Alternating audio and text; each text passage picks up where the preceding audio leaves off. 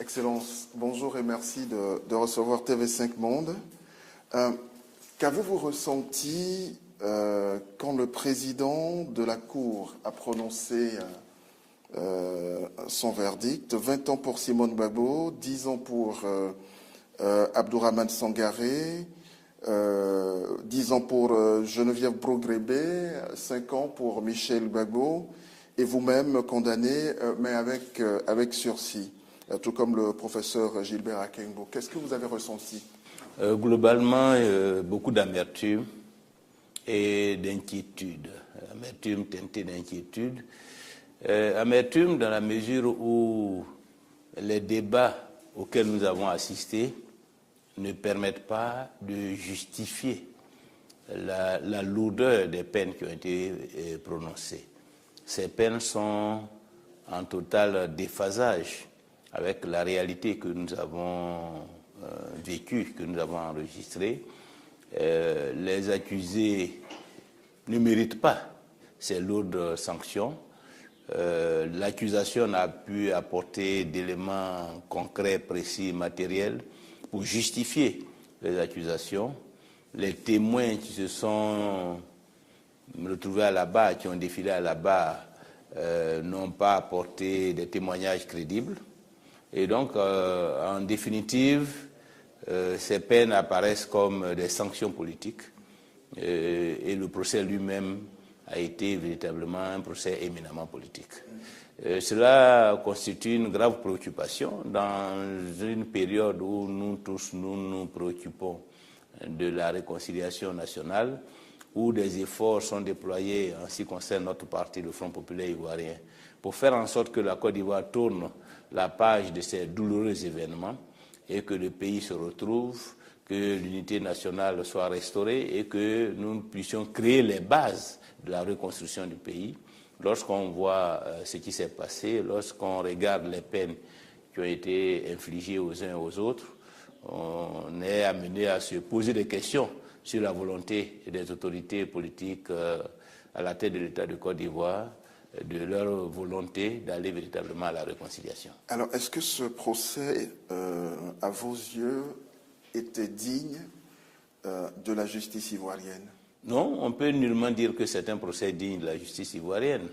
Ce procès a montré au contraire qu'il y a beaucoup d'efforts à faire pour que la Côte d'Ivoire dispose d'une justice impartiale, d'une justice crédible, d'une justice au-dessus des considérations partisanes, au-dessus du pouvoir politique, en tout cas capable de rassurer les citoyens ivoiriens quant à l'impartialité de la justice. Est-ce que ce procès ne vient-il pas enfoncer un peu plus le Front populaire ivoirien dans la crise qu'il connaît? Beaucoup disent que c'est un procès qui vous a plus arrangé que vos adversaires, surtout après les incarcérations d'un certain nombre à Soadou, Lida Kouassi. Ils se disent 10 ans pour Sangaré par exemple, 20 ans pour Simone Gbagbo. Bon, pas forcément les cadres du parti qui aujourd'hui vous soutiennent. Certains vous disent que finalement c'est un procès qui vous arrange. Qu'est-ce que vous leur répondez? Mais justement, lorsqu'ils disent cela, ça veut dire que ça ne m'arrange pas, puisque ça donne des arguments à mes adversaires de considérer, de penser que quelque part c'est un procès qui m'arrange.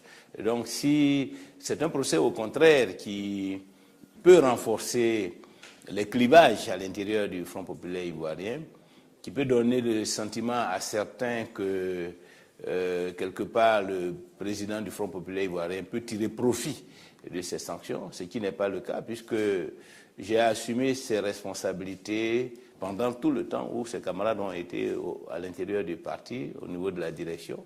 Donc je n'ai aucun intérêt aujourd'hui à favoriser, je dirais, la scission à l'intérieur du parti, à favoriser l'affaiblissement du parti, parce que lorsque des cadres sont sanctionnés, ce sont des ressources humaines en moins pour l'action politique. Donc, ce que nous souhaitons, c'est que tous les cadres, et c'est pourquoi j'ai toujours milité pour le retour des exilés, pour la libération des prisonniers politiques, parce que le Front populaire ivoirien a besoin de toutes ces ressources humaines.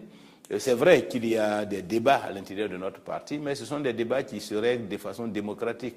dans la confrontation des idées, dans la confrontation des projets. Et sur ce terrain-là, personnellement, je n'ai pas besoin d'un procès politique pour éliminer des adversaires et pour faire triompher mes vues, puisque mes vues sont connues. Je pense qu'elles sont pertinentes, elles sont objectives. Il s'agit de proposer au Front populaire ivoirien une démarche, une vision qui, dans le contexte actuel, me paraissent comme les plus pertinentes pour faire avancer le parti, pour lui éviter justement des condamnations de cette nature, pour lui éviter la fragilité, la précarité, et pour lui donner les moyens de résister à la situation d'hostilité dans laquelle le Front populaire ivoirien évolue à l'heure actuelle et lui permettre de se remettre debout et pour poursuivre sa marche en avant. Mais comment se fait-il que vous êtes à ce point incompris quand on vous écoute? Il y a deux raisons des débats. Il y a une raison qui relève des ambitions des uns et des autres, qui relève du combat qui est mené à l'heure actuelle pour la conquête de la direction du parti. Cela n'a rien à voir avec les idées que nous défendons les uns et les autres. Cela relève des ambitions. Vous savez, quand un débat s'inscrit dans un contexte de lutte pour le pouvoir, c'est un débat qui devient difficile. C'est ce que Laurent Gbagbo lui-même, voilà, il devient passionné, il devient parfois même irrationnel, parce que cela relève davantage des volontés des uns et des autres. C'est ce que Laurent Gbagbo a vécu avec la rébellion de Soro Guillaume, malgré tous les efforts qu'il a pu faire, malgré le fait même qu'à un moment donné, il a bâti toute sa stratégie sur la restauration de la confiance avec la rébellion, en désignant le chef de la rébellion comme Premier ministre. On a vu comment l'histoire s'est terminée.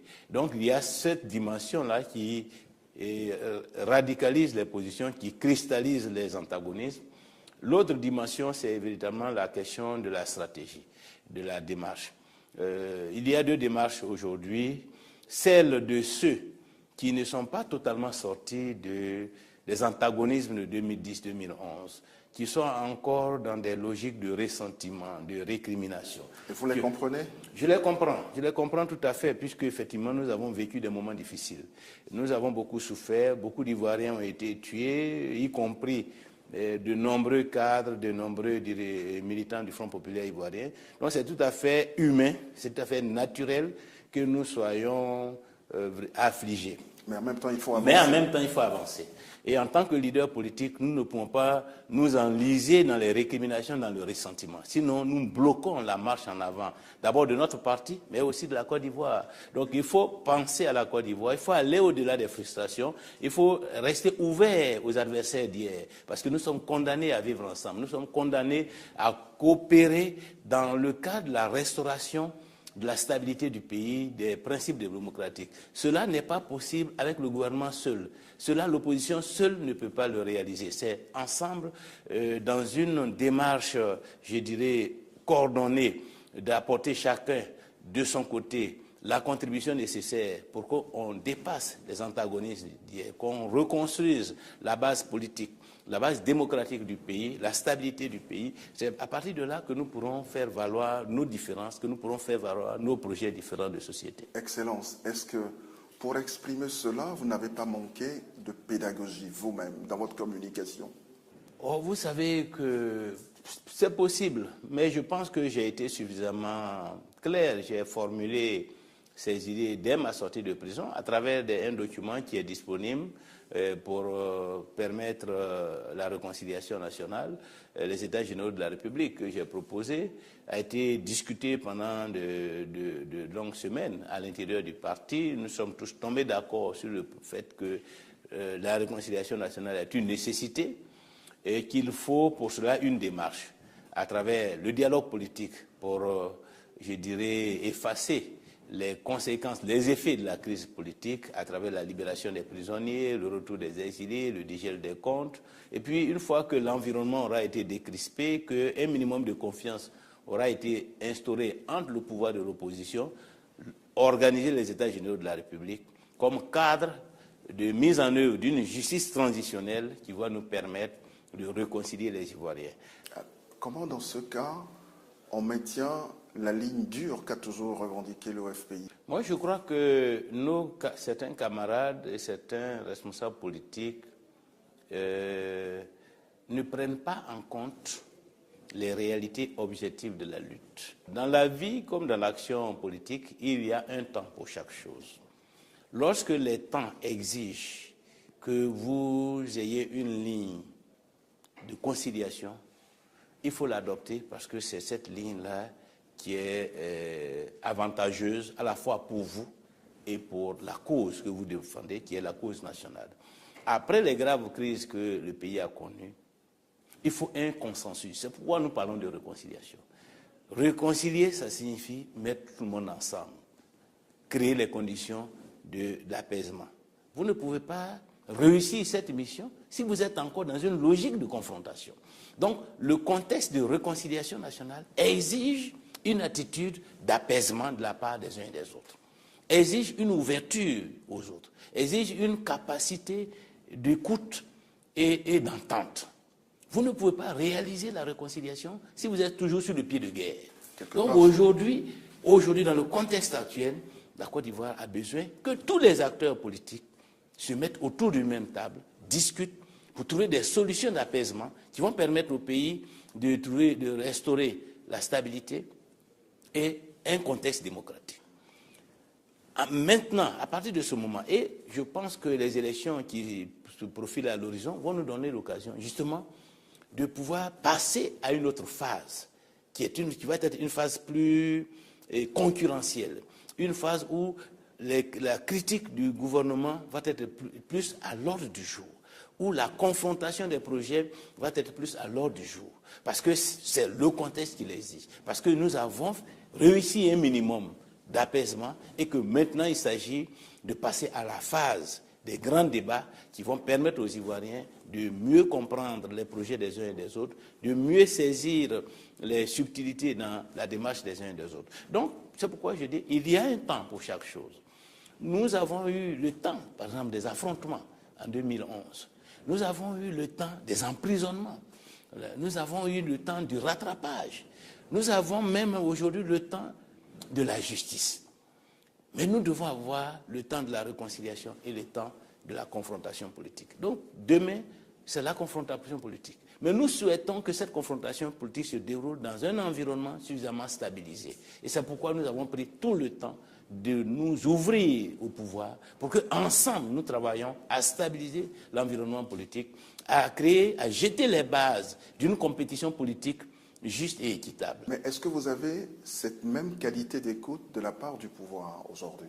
Malheureusement, il faut dire que la qualité d'écoute n'est pas à la hauteur de nos attentes. Nous pensons que le pouvoir aurait pu faire mieux et que, dans une certaine mesure, dans une grande mesure, les retards accusés par la Côte d'Ivoire sur le chemin de la stabilisation, de la normalisation, sont imputables à une certaine mauvaise volonté de la part du pouvoir qui a voulu jouer sur la persistance d'un environnement de tension pour mieux tenir son opposition, pour mieux prendre des avantages comparatifs en termes d'occupation du terrain politique. Et ça vous dessert? Et ça nous dessert. Heureusement que tous les acteurs politiques, la communauté internationale, se rendent bien compte que le pouvoir ne peut pas prospérer dans cette logique, parce que c'est une logique qui est préjudiciable à la Côte d'Ivoire et à sa restauration, et que des efforts sont faits de part et d'autre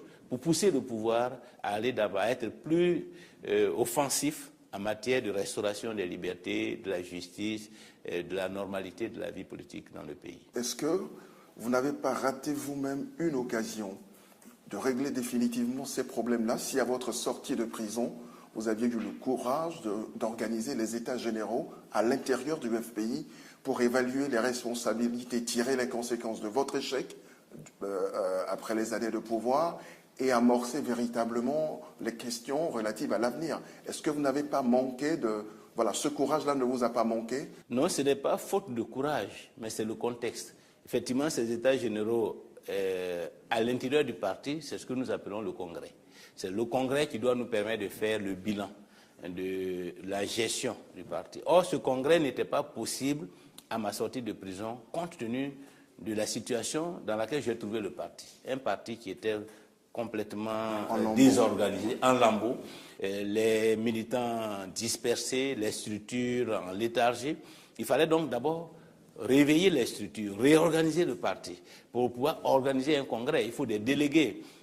Comment trouver des délégués si les sections ne fonctionnent pas, si les fédérations sont en lambeaux. Donc il fallait donc restructurer le parti pour pouvoir organiser, je dirais, la sélection, la désignation des délégués. Donc il fallait commencer et c'est pourquoi je me suis lancé sur le terrain pour aller à la rencontre des militants, à la rencontre des populations. C'est pourquoi nous avons commencé aussi à restructurer les organes dirigeants, parce que ce sont ces organes qui doivent, je dirais, prendre en main l'organisation d'un congrès. Et c'est pourquoi nous avons prévu ce congrès pour fin décembre. Malheureusement, les difficultés internes nous ont obligés à reporter ce congrès en début mai.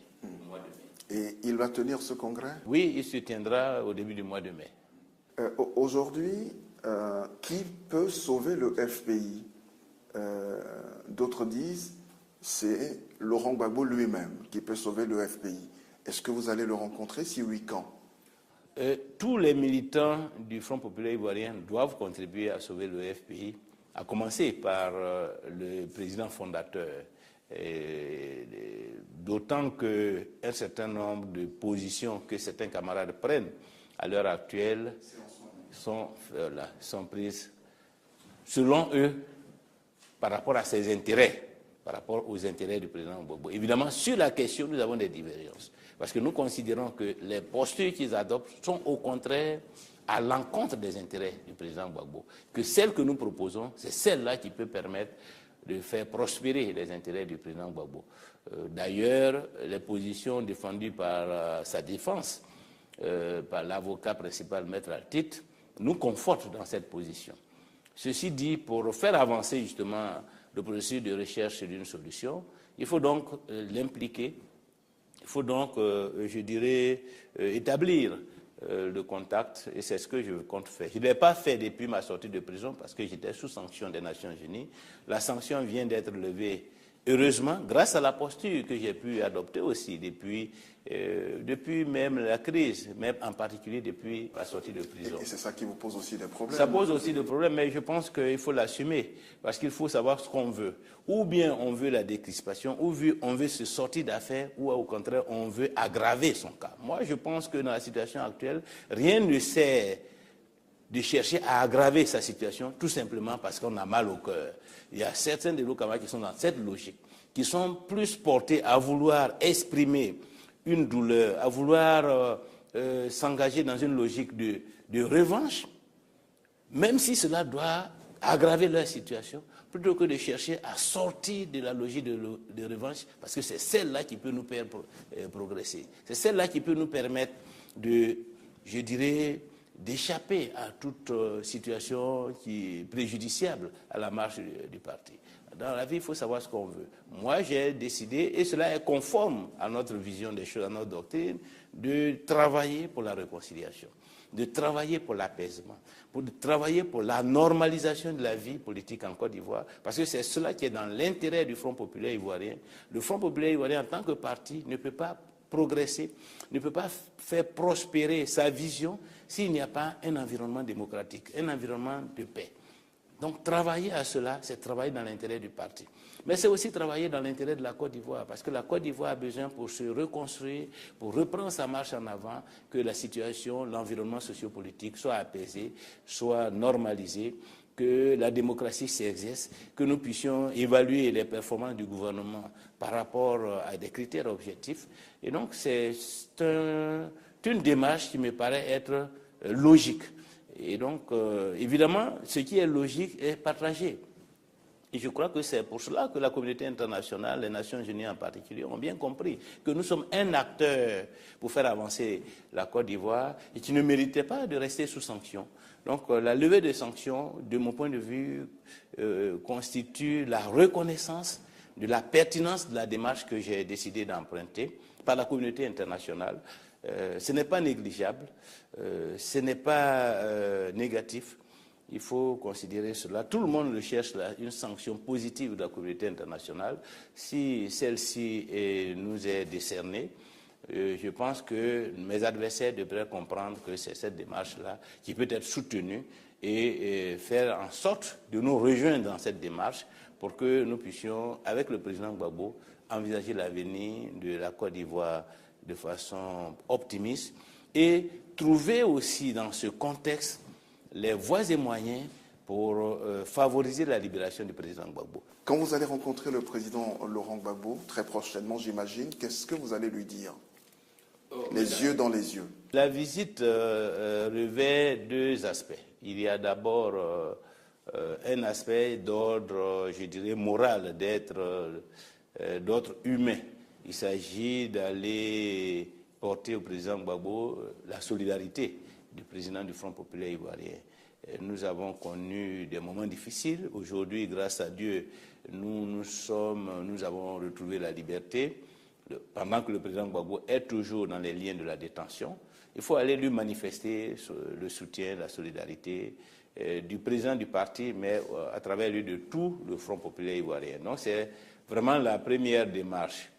Voir aussi comment dans ces situations, le FPI peut lui être utile en termes de soutien, de solidarité pour contribuer à résoudre un certain nombre de questions matérielles liées à la situation de détention. Ça, c'est d'abord la première chose, la chose qui me paraît aussi essentielle.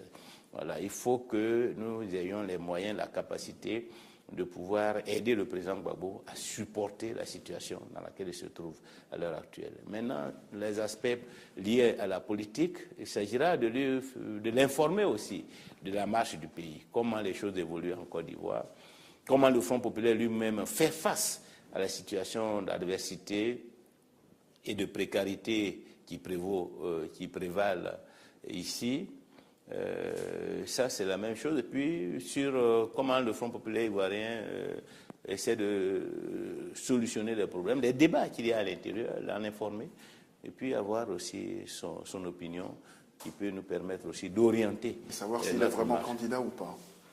Si d'aventure, si effectivement... ce sera l'occasion ou jamais de lui demander. Évidemment, ce sera l'occasion, mais je crois que c'est une question, de mon point de vue, qui est dépassée, mais bon, on peut toujours l'évoquer. Êtes-vous prêt aujourd'hui à remettre sur la table la question de l'éligibilité du président Ouattara à la prochaine présidentielle?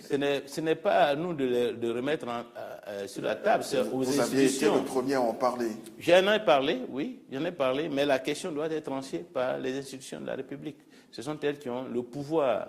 Les hommes politiques ont la parole, je dirais, la possibilité d'évoquer les sujets, mais il appartient aux institutions de les trancher le moment venu. Alors, comment réagissez-vous à ce qu'a dit le président Ouattara la dernière fois à San Pedro à propos de l'article 35 de la Constitution ivoirienne? Il dit qu'il ne va pas y retoucher, que ce qui a été mis en œuvre en 2010 peut faire jurisprudence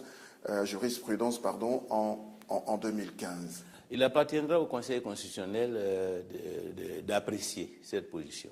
C'est l'institution que nous nous sommes donnée pour justement connaître de ces questions liées à l'éligibilité. Et justement, vous, en tant que personnalité politique de premier plan de ce pays, comment réagissez-vous à cette réponse-là du chef de l'État? Ce n'est pas ma réaction qui est la plus importante, c'est la décision que le Conseil constitutionnel va prendre. Mais elle est tout aussi importante puisque vous portez la parole du principal parti de l'opposition. Bien sûr, mais je porterai cette parole lorsqu'une décision sera prise. Parce que nous devons travailler, nous devons nous prononcer sur des réalités et non sur des hypothèses. Est-ce que vous serez candidat à la prochaine présidentielle? À l'occasion du congrès, cette question sera abordée et certainement tranchée. Est-ce que vous-même, vous avez envie d'être candidat? Je suis d'abord militant. Et si les militants considèrent que dans le contexte actuel, je peux être utile à la lutte du parti, je peux représenter valablement le parti, comme je l'ai dit en d'autres circonstances, je suis prêt. Je vous remercie. Merci.